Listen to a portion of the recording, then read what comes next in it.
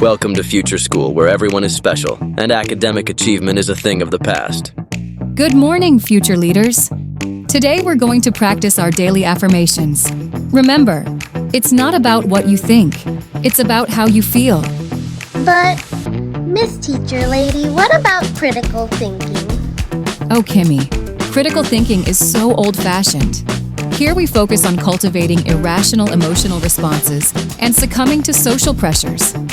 Now, why don't we skip learning for today, and everyone go play on your smartphones until class is over? What the hell's going on out here? Yes! That's awesome! Since the cult classic Idiocracy's release in 2005, people have pondered whether its outcome could actually come to fruition. You're so smart, why don't you know that? But nobody thought it could happen this quickly. But when we look out at the world around us now, something is definitely, well, different. Original thought has been stifled, rational conversation is a rarity, and narcissistic behaviors run rampant throughout our society. So, where are all the smart people that are supposed to help us fix these issues and steer us onto a track toward a more intelligent and harmonious future? Have they been compromised, coerced, or perhaps deliberately silenced? Do they even still exist? Or are we truly in the modern age of idiocracy?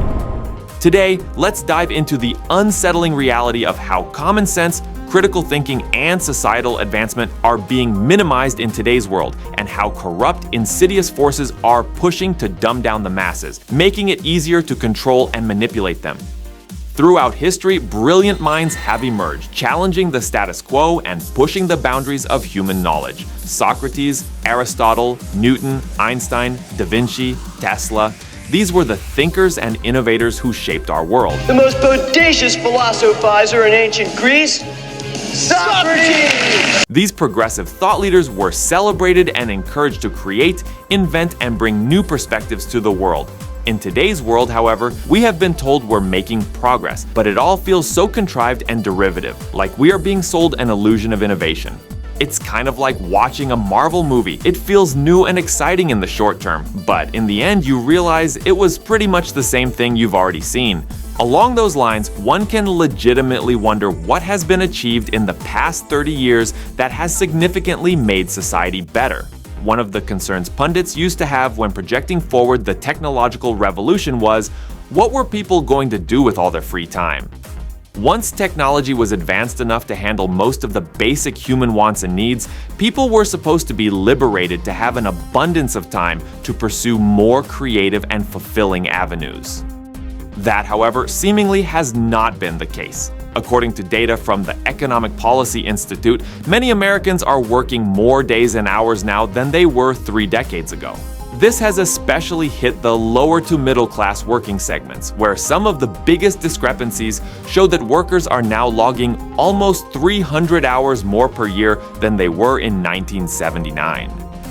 So then that again begs the question, where are all of the outside-the-box thinkers, the modern-day equivalents of our historical geniuses that are supposed to be ushering us into this better future? Have they completely disappeared, or have they just been systematically suppressed? Alternatively, could it be that they are just working on projects that, in the grand scheme of things, aren't really all that important? In today's world, mass media plays a crucial role in shaping our perception of reality. Our screens are filled with mindless reality TV shows, sensationalized news coverage, and endless celebrity scandals. This constant barrage of brain-calcifying content serves to keep audiences comfortably numb. And it's no coincidence that this has coincided with a rapid decline in general intelligence. We are also living through one of the worst eras of cancel culture ever encountered in modern human history.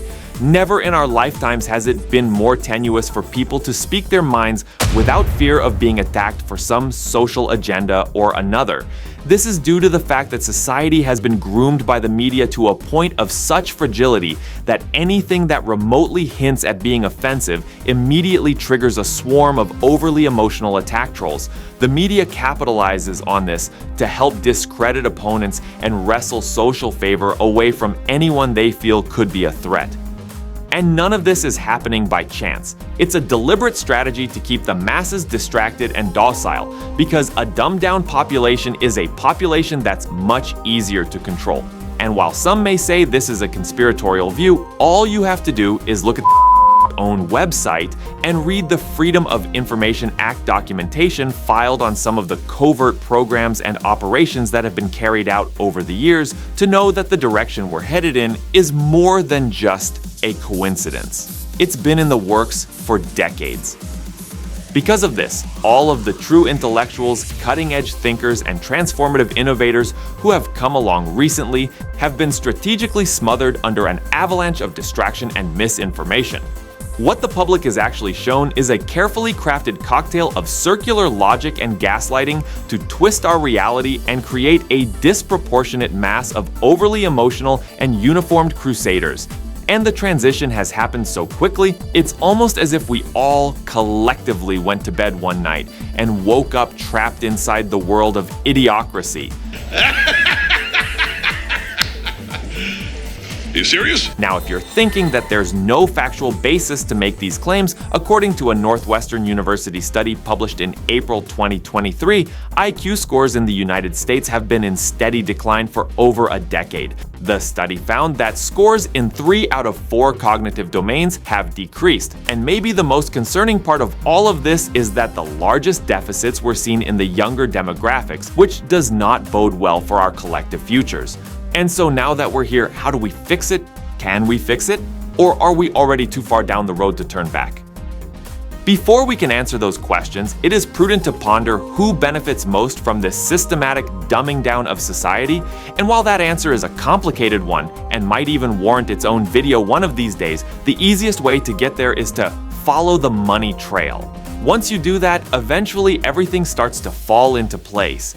And for those of you already affected by the Idiocracy syndrome, more simply put, the people in power want to stay in power. Along those lines, this makes it difficult for any brave soul to go outside of the proverbial box and question authority, challenge established norms, or seek out more innovative solutions to problems that have been plaguing our societies for far too long. Anyone who does dare to walk down that path instantly becomes a threat to the established system of control. And unwittingly or not, they end up placing huge targets on their backs. The rise of technology has only intensified the control exerted over what we see, hear, and read. Algorithms now dictate the content presented to us, carefully curating our news feeds, search results, and social media interactions. This algorithmic control ensures that anyone attempting to leverage technology to promote progressive ideas or innovations that might stir the proverbial pot will face significant obstacles. The system has been carefully designed to make it extremely difficult for any conflicting ideas to gain traction. Even as I sit here now writing this script, I must be mindful of my vocabulary, knowing that a single word or phrase on the naughty list could lead to this content being flagged. Culturally speaking, our core values have been manipulated to prioritize entertainment over education, conformity over critical thinking, and commercialism over creativity. And as we look at this a bit more closely, we realize that in the movie Idiocracy, society's downfall is fueled by an eerily similar type of cultural decay, where intelligence and reason become devalued in favor of ignorance and self-gratification. It's been happening right in front of our faces, and we didn't even realize it. There was a time in this country when smart people were considered cool.